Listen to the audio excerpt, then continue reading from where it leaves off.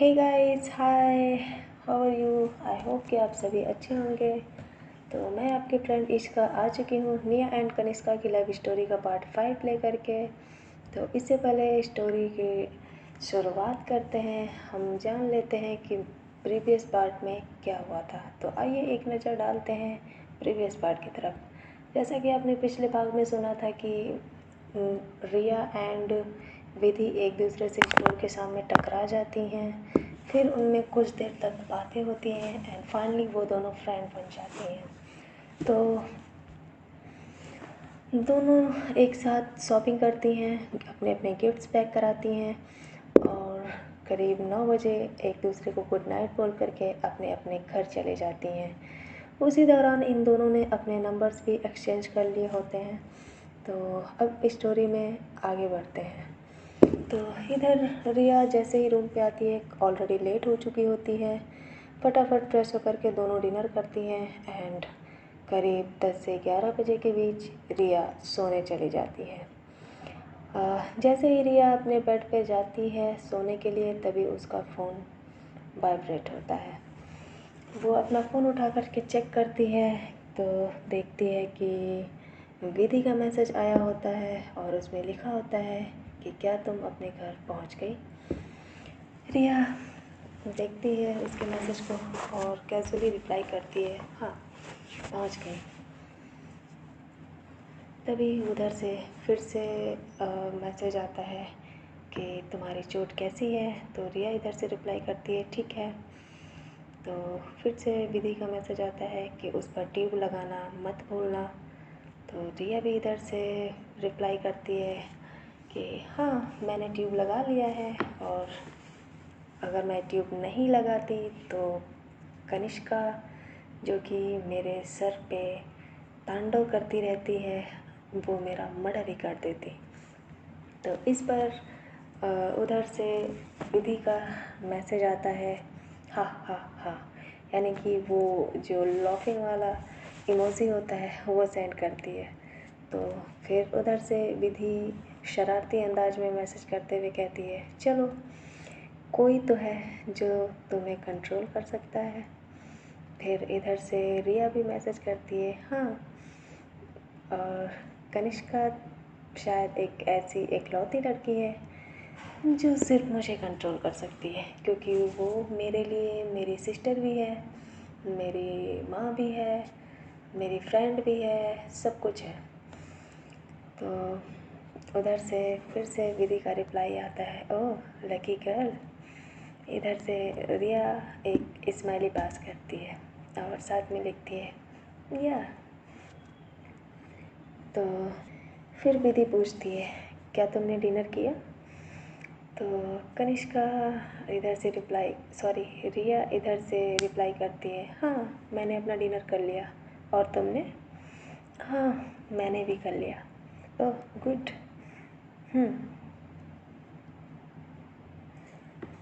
तो उधर से हमारी विधि फिर से एक स्माइली पास करती है।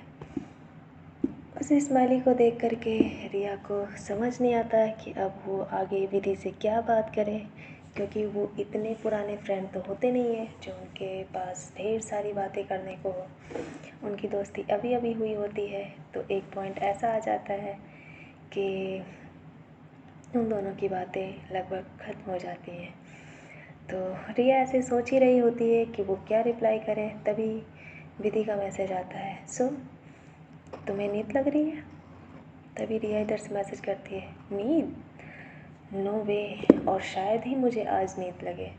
तभी विधि पूछती है, क्यों। तो रिया स्माइल करते हुए कहती है, बस ऐसे ही, कल कुछ खास है।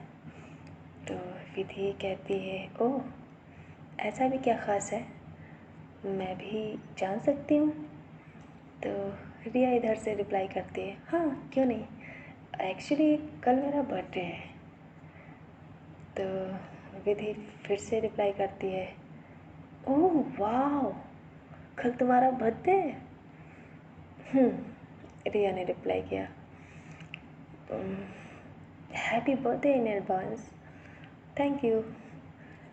तो कल का क्या प्लान है तुम्हारा। विधि ने पूछा कि तुम्हारा कल का क्या प्लान है। तो रिया तो पहले ऐसे वो होता है ना डाउटफुल वाला इमोजी वो भेजती है। देन उसके बाद कहती है कुछ खास प्लान नहीं है, बस मैंने तुम्हें बताया था ना कोई स्पेशल समवन स्पेशल आने वाला है। तो इसके साथ वो शर्माने वाला इमोजी रिया भेज देती है। ओह, तो कल उनके साथ जाने का प्लान है। अब हाँ, ऐसा ही समझ लो, रिया ने रिप्लाई किया। तो उधर विधि जैसे ही सुनती है कि कल वो स्पेशल पर्सन जो है वो रिया का बॉयफ्रेंड है, तो पता नहीं क्यों विधि को थोड़ा सा अजीब लगता है और उसे समझ नहीं आता कि ये बात उसके दिल को बुरी क्यों लग रही है। तो फाइनली ये काफ़ी कम समय के लिए होता है और वो फिर इस बात को इग्नोर कर देती है। तो इधर फिर रिया का मैसेज आता है, तो काफ़ी रात हो गई है, हमें सोना चाहिए। तो ये देख कर के विधि भी रिप्लाई करती है, हाँ बिल्कुल, ओके, गुड नाइट, बाय। फिर उधर से मैसेज आता है, गुड नाइट, टेक केयर।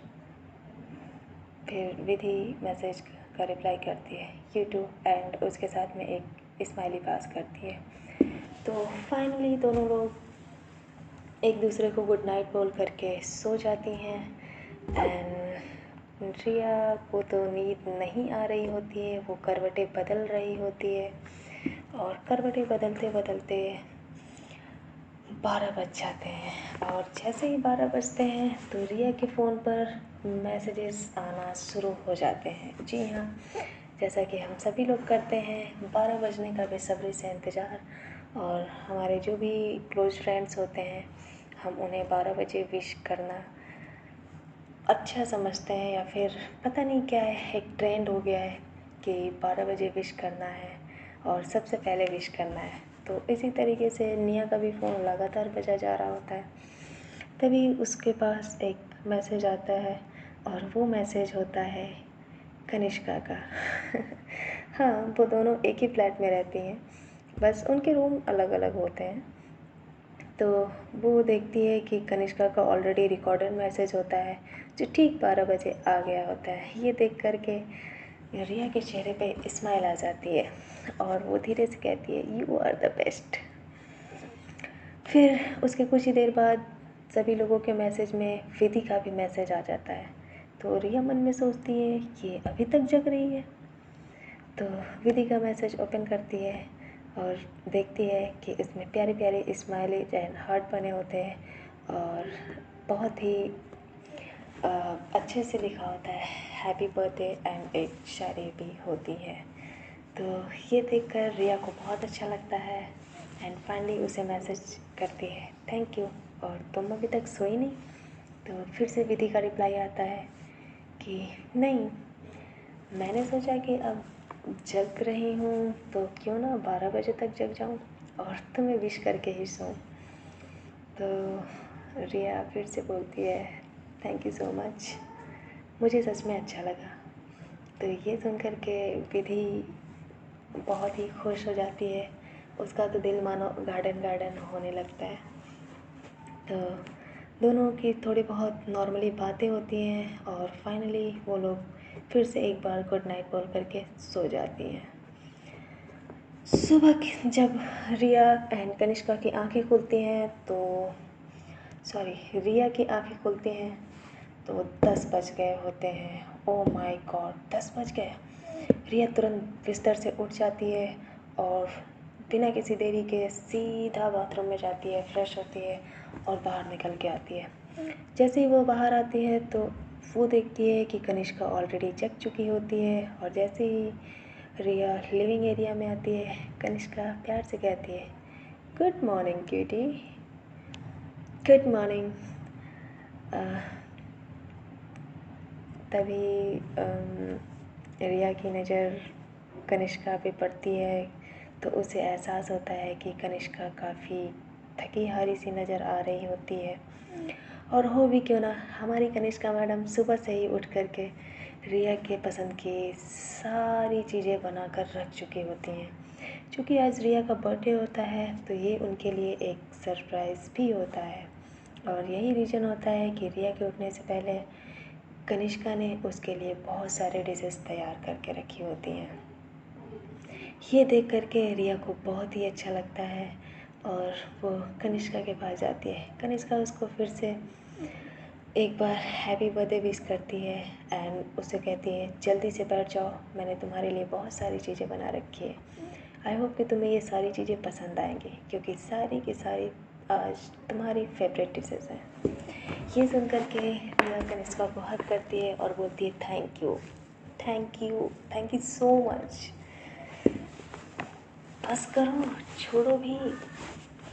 तो रिया कहती है नहीं, ये थैंक यू इस इस ब्रेकफास्ट के लिए नहीं है, फिर ये थैंक यू है मेरी लाइफ में आने के लिए, मेरा इतना ध्यान रखने के लिए, मुझे मेरी बड़ी बहन की तरह प्यार करने के लिए। Thank you so much Kanishka, मेरी लाइफ में तुम्हारी जगह कोई नहीं ले सकता। कनिष्का ये सुन कर के थोड़ा इमोशनल हो जाती है और वो बोलती है कि एक्चुअली सिर्फ मैं तुम्हारे लिए इम्पोर्टेंट हूँ ऐसा कहना सही नहीं होगा। तुम मेरे लिए मुझसे भी ज़्यादा इम्पोर्टेंट हो। तुमने 3 सालों में मेरी फैमिली की सारी कमियाँ पूरी करी है। तुम मेरी फ्रेंड भी हो, तुम मेरी सिस्टर भी हो और तुम मेरी मम्मी भी हो और तुम मेरे पापा भी हो। रिया जैसे ही ये कनिष्का के मुंह से सुनती है तो उसके चेहरे का एक्सप्रेशंस काफ़ी सीरियस हो जाता है क्योंकि 3 साल में ये पहली बार होता है जब कनिष्का अपने पेरेंट्स के और अपने फैमिली का जिक्र कर रही होती है। तो तभी कनिष्का नोटिस करती है कि रिया उसकी बातें सुन कर के इमोशनल हो गई। तो वो माहौल को थोड़ा सा लाइवली बनाने की कोशिश करती है एंड कहती है छोड़ो, कहाँ ये सेंटी बातें करने लग गए, चलो आओ ब्रेकफास्ट करते हैं। आखिर मैंने इतनी मेहनत से बनाया है तो हम इसे ज़ाया तो बिल्कुल नहीं कर सकते। तो ये कहते हुए रिया भी अपना मूड ठीक करती है पर उसके दिमाग में फिर भी अभी वही बातें चल रही होती हैं। और हालांकि पहले भी वो कई बार सोच चुकी होती है कि आखिर कनिष्का अपनी फैमिली के बारे में क्यों नहीं बात करना चाहती।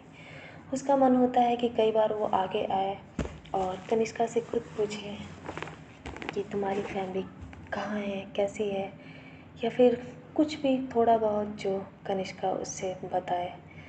लेकिन फिर कई बार उस अपने कदम पीछे कर लेती है क्योंकि वो चाहती है कि कनिष्का खुद आकर के उससे इस बारे में बताए। और जब तक कनिष्का खुद आकर के इस बारे में नहीं बताती है तब तक रिया को भी नहीं लगता कि उसे इस बारे में कुछ पूछना चाहिए। तो फाइनली रिया अपने मूड को ठीक करती है और दोनों ब्रेकफास्ट करती हैं। देन दोनों लोग अपने शाम का जो भी डिनर प्लान होता है वो इनका बाहर का होता है और उसकी प्लानिंग करने लगती हैं क्योंकि शाम को रौनक भी आने वाला होता है। तो इस बात से भी रिया बहुत ही खुश होती है एंड फाइनली वो अपनी तैयारी में लग जाती है। तो देखते ही देखते दिन ढल जाता है और वो घड़ी आ ही जाती है जिसका इंतज़ार रिया को बहुत दिनों से होता है। फाइनली रिया एंड कनिष्का अपने रिया अपने बॉयफ्रेंड से मिलने के लिए उसके बताए गए लोकेशंस पे पहुंच जाती है और कनिष्का भी उसके साथ होती हैं।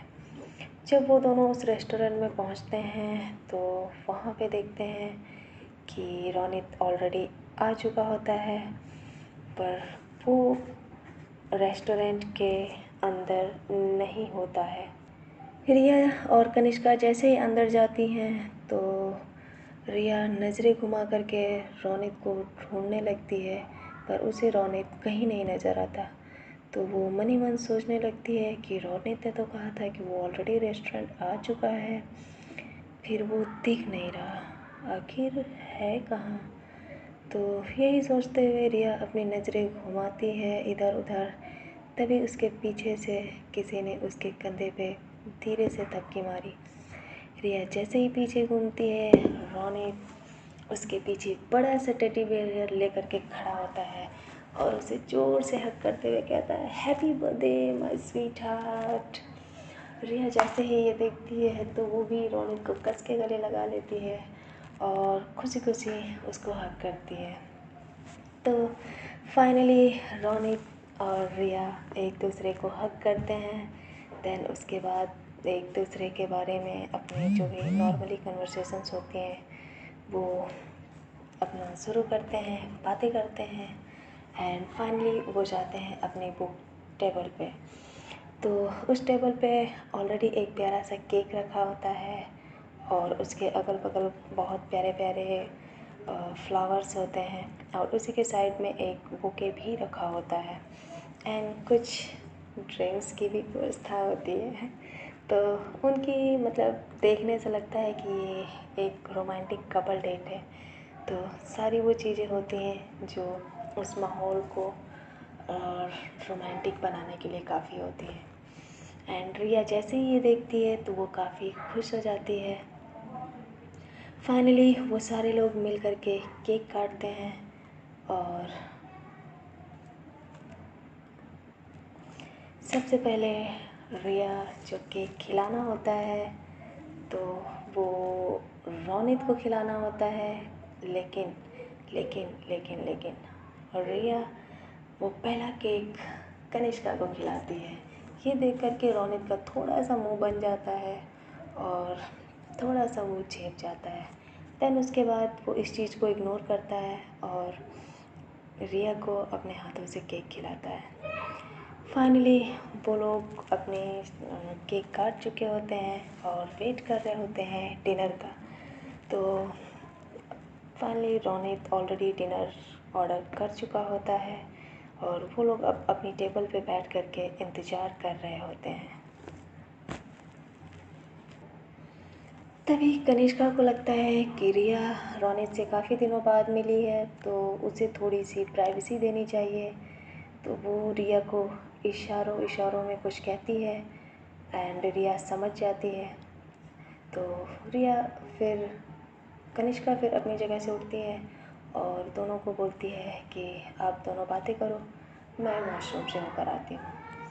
तो फाइनली कनिष्का हमारी वॉशरूम का बहाना करके वहाँ से उठ जाती है और वो सोचती है कि मुझे वॉशरूम तो जाना नहीं है तो क्यों ना मैं थोड़ी देर रेस्टोरेंट के बाहर टहल लूँ, क्योंकि नाइट का समय होता है और रेस्टोरेंट भी मेन रोड पे होता है। तो वो सोचती है कि मैं थोड़ी देर बाहर टहल लेती हूँ। तो हमारी कनिष्का जैसे ही बाहर जा रही होती है तभी देखती है कि रेस्टोरेंट के एंट्रेंस से वही लड़की आ रही है जिसकी फाइट उस दिन शॉपिंग मॉल के सामने हुई थी। जी हाँ, रिया। रिया और उसकी फ्रेंड विधि उसी रेस्टोरेंट में उसी वक्त आ रही होती है। जब उन्हें कनिष्का देखती है तो वो अपनी जगह पे ही जम जाती है और अपने सर पे हाथ रखते हुए कहती है, ओ नो, ये मुसीबत की जड़ यहाँ क्या कर रही है। फिर कनिष्का अपने मन ही मन में कहने लगती है कि अगर इसको रिया ने देख लिया तो फाइनली उसका मूड पूरा स्पॉइल हो जाएगा। क्या करूँ मैं, इसको कैसे रोकूँ, मुझे तो समझ नहीं आ रहा है, इसको आज ही आना था। कनिष्का ये सब सोच ही रही होती है तभी निया रेस्टोरेंट के अंदर आ जाती है और कनिष्का को ये ध्यान ही नहीं रहता कि वो बिल्कुल रास्ते में खड़ी है। जैसे ही निया आगे आती है उसकी नज़र कनिष्का पे पड़ जाती है और वो अपनी जगह पे खड़ी हो जाती है। फाइनली जब दोनों एक दूसरे के आमने सामने आती हैं तो उन दोनों के अंदर का जो दुश्मन होता है वो फिर से जाग जाता है और पूरा रेडी हो जाता है एक दूसरे को फाइट करने के लिए। दोनों ऑलरेडी रेडी हो जाती हैं। तो कनिष्का के दिमाग में यही चल रहा होता है कि ये इस लड़की को रिया तक जाने से कैसे रोके। अगर ये अंदर गई तो रिया का मूड स्पॉइल हो जाएगा। ऑलरेडी इसके लिए रिया ने बहुत इंतज़ार किया था और कनिष्का ये बिल्कुल नहीं चाह रही होती है कि इस लड़की को देखकर उसका आज ये स्पेशल डे ख़राब हो जाए। तो वो उस लड़की को वहीं रोकने का फ़ैसला करती है, पर उसे अभी भी समझ नहीं आ रहा होता है कि वो उसे कैसे रोके। तभी उसकी नज़र अपने साइड में पड़े टेबल पे पड़ती है।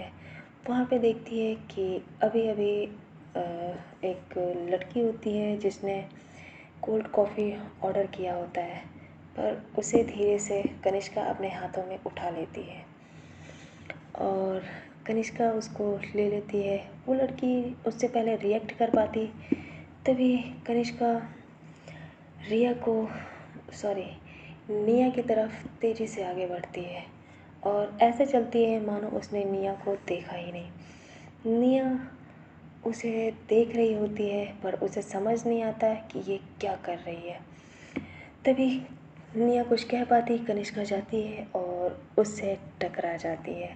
जैसे उसे टकराती है तो निया के राइट साइड में कोल्ड कॉफ़ी गिर जाती है और उसकी ड्रेस ख़राब हो जाती है।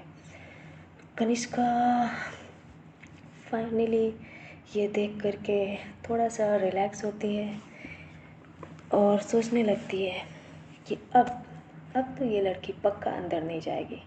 जितना मैं इसको जानती हूँ, ये अब इस हालत में रेस्टोरेंट में 1 मिनट भी नहीं रुकेगी। तो फाइनली कनिष्का रेडी हो जाती है अब निया के वो फालतू सी तीखी भरी आवाज़ सुनने के लिए। निया जैसे ही अपने कपड़ों को देखती है तो उसकी आंखों में वो गुस्सा फिर से धीरे धीरे आने लगता है, जो उस दिन शॉपिंग मॉल के सामने हुआ था। उसको लगता है कि इस लड़की ने ये सब जानबूझकर किया और वो सही सोच भी रही होती है। एक्चुअली कनिष्का ने ये सब जानबूझकर तो किया ही होता है, पर निया को लगता है कि इस लड़की ने ये उस दिन शॉपिंग मॉल के सामने जो भी हुआ था उसका बदला लेने के लिए ही आज ये कोल्ड कॉफ़ी उसके ऊपर गिराई है। तो निया गुस्से में कनिष्का को देख रही होती है और वो कुछ कह पाती इससे पहले कनिष्का उसके पास आती है, टिश्यू पेपर लेती है और बोलती है sorry sorry sorry sorry, actually मैंने आपको देखा नहीं, आई एम सो सॉरी, ये सच में गलती से हो गया। देखिए आपकी ड्रेस तो मेरी वजह से ख़राब हो गई, तो क्यों ना आप इसे बाहर चल कर के साफ़ कर लें। निया जैसे ही कनिष्का के मुंह से ये बात सुनती है तो उसे थोड़ा अजीब लगता है और वो सोचने लगती है, क्या नॉर्मली लोग कहते हैं कि वॉशरूम में जाकर साफ़ कर लीजिए और ये मुझसे कह रही है कि मैं रेस्टोरेंट के बाहर जा कर के अपनी ड्रेस साफ़ करूं। सीरियसली इसका दिमाग ठिकाने पर तो है। तो निया फिर कहती है, एक तो तुमने ये सब जानबूझकर किया और अब तुम ऐसे नाटक कर रही हो जैसे कि तुमने देखा ही नहीं। वाह, तुम्हें तो एक्टिंग भी करनी नहीं आती। तो कनिष्का कहती है जो भी हो, अब तो जो होना था हो गया और आपकी ड्रेस ख़राब हो गई, तो अब आप क्या करेंगी। तो इस पर निया गुस्से में कहती है, क्या तुम पागल हो, तुम्हारा दिमाग ख़राब हो गया है, तुमने बेवजह से एक तो मुझसे टकरा गई, ऊपर से मेरी ड्रेस ख़राब कर दिया और ऊपर से कह रही हो कि मैं क्या कर सकती हूँ। मुझे तो लगता है कि तुम्हारा सच में कोई मेंटल केस है। अगर ऐसा है तो प्लीज़ मुझे बता दो ताकि मैं ही तुम्हारे सामने आना बंद हो जाऊँ। जब भी आती हो मुसीबत ही खड़ी करती हो। कनिष्का ये सुन कर के थोड़ा सा शॉक्ड हो जाती है। क्या मैं आती हूँ तो तुम्हारे सामने मुसीबत खड़ी करती हूँ? सच में? मुझे तो पता ही नहीं था। आप तो बिल्कुल सीधी हैं, आप तो भोली हैं, आप तो अनजान हैं, आपको तो कुछ पता ही नहीं रहता। सारी गलती मेरी भी है, जैसे पिछली बार मैंने ही कार से मेरे ही खुद के कपड़े ख़राब कर लिए थे और मेरा फिर दिमाग ख़राब था कि मैं आपसे जा कर के भिड़ गई। आपने तो कुछ कहा ही नहीं, राइट? चलो मान लिया मैंने कि उस दिन मेरी गलती थी, पर आज तो मैं तुमसे दूर थी, और जहाँ तक मुझे याद है कि मैंने अभी तक तुमसे एक भी शब्द नहीं कहा, तो तुम मेरे साथ ये सब क्यों कर रही हो? कि क्या क्या क्या कर रही हूँ मैं? यही जो तुमने किया। तुम्हें क्या लगता है कि तुम मेरे कपड़ों पर जानबूझकर कोल्ड कॉफ़ी गिराओगी और मुझे पता भी नहीं चलेगा? हाँ। निया, निया, निया। कनिष्का ने एक गहरी सांस ली और उसने कहा, ओह, तो तुम्हें फाइनली पता चल ही गया कि ये सब मैंने जानबूझकर किया। चलो, अब तुम्हें पता चल ही गया, तो आओ बताओ मुझे, क्या करना चाहोगे तुम मेरे साथ? निया उसकी बातें सुनकर के थोड़ा हैरान हो गई। आखिर ये लड़की इतना अजीब क्यों बिहेव कर रही है? खैर, जो भी है, निया उसे इग्नोर करके अंदर जाने लगती है। तभी कनिष्का उसका रास्ता रोक लेती है और कहती है, अरे, तुम अंदर नहीं जा सकती। क्यों? अब मुझे रेस्टोरेंट में जाने के लिए तुमसे पूछना पड़ेगा? हाँ, पूछ लो। शायद। ये सुनकर के अब निया इरिटेट हो जाती है और पानी उसके सर से ऊपर हो जाता है। निया का जैसा बिहेवियर होता है उसके अकॉर्डिंग निया अभी तक बहुत ही शांति से और बहुत ही रिलैक्स होकर के बातें कर रही होती है, पर जब कनिष्का के अजीबोगरीब इस बिहेवियर को नोटिस करती है तो अब वो इरिटेट होने लगती है। कहती है, हटो मेरे सामने से। नहीं, मैं तुम्हारे सामने से नहीं हटूंगी और तुम अंदर नहीं जा सकती। निया फिर से कहती है, मैं अंदर क्यों नहीं जा सकती? और तुम कौन होती हो ये कहने वाली कि मैं अंदर जा सकती हूँ या नहीं? मैं जो भी हूँ, पर आज तुम्हें मेरी बात माननी ही पड़ेगी। मैं तुम्हें अंदर बिल्कुल नहीं जाने दूँगी। तो कनिष्का, सॉरी, निया ये सुन करके अपनी भौवें सिकोड़ लेती है और सब बड़ी नज़रों से कनिष्का को घूरने लगती है। ये देख करके कनिष्का बिल्कुल भी पीछे नहीं हटती और वो जो भी होने वाला होता है उसके लिए बिल्कुल तैयार रहती है। तभी विधि उसके पास आती है और कहती है, कनिष्का, आखिर तुम्हें हुआ क्या है? हम अंदर क्यों नहीं जा सकते? तो कनिष्का कहती है, बस यूँ ही, मैं नहीं चाहती कि ये लड़की अंदर जाए। एक्चुअली मुझे निया से कुछ बात करनी है। क्या? तुम्हें निया से बात करनी है? सच में? हाँ, मुझे निया से बात करनी है।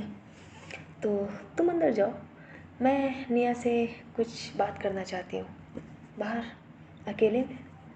ये सुन कर के निया कुछ सोचने लगती है और कहती है, मुझे तुमसे बिल्कुल बात नहीं करनी। तो तभी ये कहकर निया आगे बढ़ती है तो एक बार फिर से कनिष्का उसके आगे आ जाती है और उसका हाथ पकड़ लेती है। ये देख कर के निया थोड़ा शॉक्ड हो जाती है और वो कुछ कह पाती उससे पहले कनिष्का उसका हाथ पकड़ करके ज़बरदस्ती रेस्टोरेंट से बाहर ले जाती है। निया जैसे ही रेस्टोरेंट के बाहर जाती है वो कनिष्का के ऊपर चिल्लाने लगती है, छोड़ो मेरा हाथ, तुम क्या पागल हो गई हो? इतनी देर से देख रही हूँ, बेवकूफ़ों की तरह हरकतें कर रही हो। मैं इग्नोर किए जा रही हूँ, इसका मतलब ये बिल्कुल नहीं है कि तुम कुछ भी कर सकती हो। तुम होती कौन हो मुझे रेस्टोरेंट से बाहर निकालने वाली? और तुम्हारे दिमाग में चल क्या रहा है? फाइनली निया अपने असली कैरेक्टर में आ जाती है और वो नॉन स्टॉप कनिष्का पे चिल्लाने लगती है। ये सुनकर कनिष्का कोई जवाब नहीं देती और वो कहती है कि तुम्हें जो कहना है कह लो, पर मुझे तुम्हारी बातों पर कोई फ़र्क नहीं पड़ने वाला। तुम्हें जब तक रिया की डेट ख़त्म नहीं हो जाती तुम बाहर ही रहोगी। क्या? रिया की डेट? अब ये रिया कौन है? ओह, तो तुम सच में रिया को नहीं जानती? क्या तुम ये भी भूल गई कि शॉपिंग मॉल में उस दिन तुम्हारे साथ क्या हुआ था? निया जैसे ही शॉपिंग मॉल का जिक्र सुनती है तो उसे याद आता है और वो अंदाज़ा लगा लेती है कि रिया वही लड़की थी जो उस दिन उससे शॉपिंग मॉल में लड़ रही थी और बदतमीजी कर रही थी। तभी वो गुस्से में बोलती है कि रिया की डेट से मुझसे क्या मतलब है? वो रिया, आई हेट हर। तुम अभी के अभी मेरे सामने से हटो, मुझे अभी के अभी रेस्टोरेंट में जाना है। तभी कनिष्का कहती है, आई एम सॉरी, आज तो ये पॉसिबल नहीं है। आज रिया के लिए बहुत ही स्पेशल डे है और मैं नहीं चाहती कि तुम्हारी वजह से उसका ये स्पेशल डे ख़राब हो जाए। कनिष्का के सिर के ऊपर से अब ये सब कुछ गुजर रहा होता है और उसे बिल्कुल समझ नहीं आ रहा होता कि अब वो क्या करे।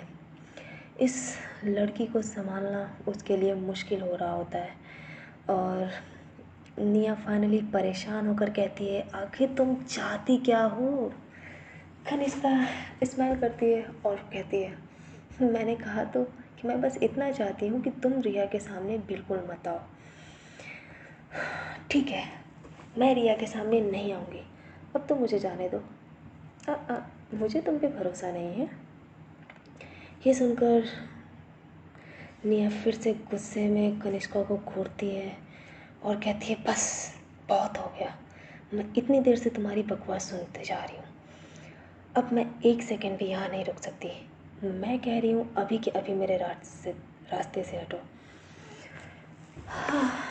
और ये कह करके निया बहुत ही तेज़ी से वहाँ से अंदर जाने के लिए आगे बढ़ती है, पर कनिष्का उसका हाथ पकड़ करके ज़ोर से अपनी तरफ खींचती है और निया को फिर से कस के पकड़ लेती है। निया जैसे ही कनिष्का के पास आती है तो उसकी सांसें कनिष्का की सांसों के बिल्कुल पास आ जाती हैं और वो महसूस करती है कि उसका एक हाथ कनिष्का के कंधे पर होता है और दूसरा हाथ उसके कंधे से थोड़ा सा नीचे होता है और कनिष्का का एक हाथ निया की कलाई पर होता है और दूसरा हाथ निया की कमर पर होता है। जैसे ही कनिष्का निया को अपनी तरफ खींचती है, निया बिल्कुल सॉफ्ट खड़ी हो जाती है और वो कनिष्का को इतने पास से पहली बार देख रही होती है। कनिष्का निया के इतने करीब होती है कि कनिष्का की सांसें भी निया सुन सकती है और निया की धड़कन भी अब धीरे धीरे तेज हो रही होती है। निया के मन में एक अजीब सी जानी पहचानी सी फीलिंग्स फिर से उभरने लगती हैं और वो चुपचाप कनिष्का की आंखों में देख रही होती है।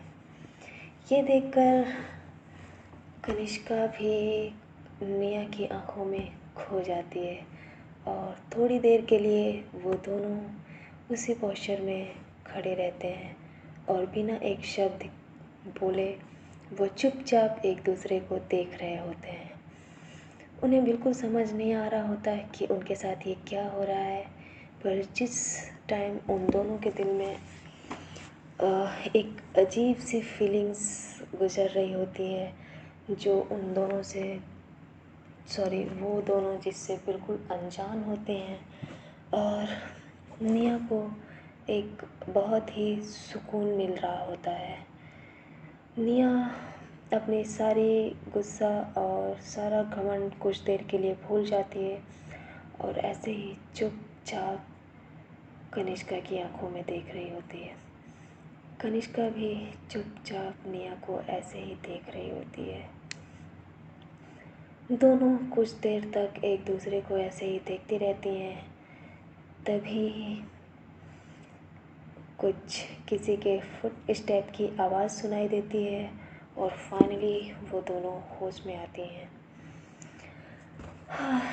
जैसे ही वो दोनों होश में आती हैं, दोनों झटके से एक कदम पीछे हट जाती हैं और वो दोनों एक दूसरे से नज़रें चुराने लगती हैं।